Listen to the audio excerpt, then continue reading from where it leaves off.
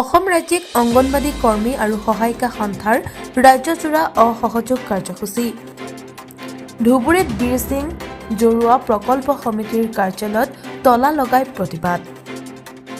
কাৰ্যালয়ত তলা লগাই কৰ্মচাৰীৰ প্ৰৱেশত বাধা প্ৰতিবাদকাৰীৰ। কৰ্মীৰ মাননি 12,000, মিনি কৰ্মীৰ 10,500 আৰু সহায়িকাৰ মাননি 7,000 টকা প্ৰদানৰ দাবী। চৰকাৰ তথা বিভাগে দাবী মানি নললে অনিৰ্দিষ্ট কাললৈ চলিব অসহযোগ আন্দোলন। প্ৰতিবাদৰ সময়ত কন্দনত ভাগি পৰিল প্ৰতিবাদকাৰীসকল।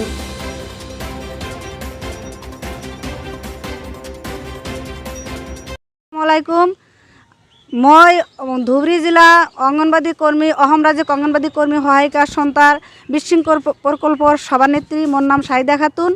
আমি আজি ইয়াতে হাজু হৈছোঁ। আমাৰ বহুত দুখ নি আমি ইয়াতে হাজু হৈছোঁ, কাৰণ আমি যিবিলাক আমাকে অসম চৰকাৰে যিবিলাক আঁচনিযুক্ত কাম কৰাই আছে, আমাৰ অংগনবাদী পোষণ ট্ৰেকাৰৰ কাম কৰাই আছে। আমি বহুত কষ্ট কৰি আছোঁ, কিন্তু আমাৰ কষ্টৰ বিনিময় আমি একো মাননি দিয়া নাই আমাক।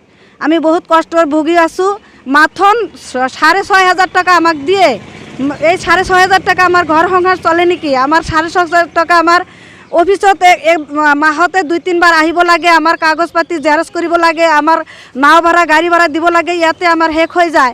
আমার ঘরখন আমি চলার সময় নাই। আমার ফ্যামিলির লগত আমার কোনো সময় আমার ফ্যামিলিক আমার সামলানোর সময় নাপাওঁ। আমি এই পোষণ ট্ৰেকাৰ কাম, ভিহলৰ কাম, NRCৰ কাম আৰু আমাৰ গৃহ নাই। কিন্তু আমাৰ সমাজ কল্যাণ বিভাগ সঞ্চালক মহোদয় আমাকে এটা খালি লিখতি প্ৰতিশ্ৰুতি দিছিল, সেইটো যে আমাৰ মাইনৰিটি দিছিল। এটা কাৰ্যকাৰী কোৱা নাই আজিলৈকে।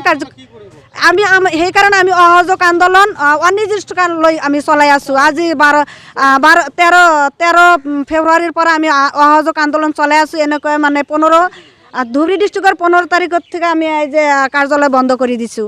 আৰু আমি সন্মুখতে যে ইলেকশ্যন আছে, আমি কি জানি জঙ্গী আন্দোলন কৰিবলৈ বাধ্য হ'ম। আমি আজি ৰাজপথত ওলাইছোঁ।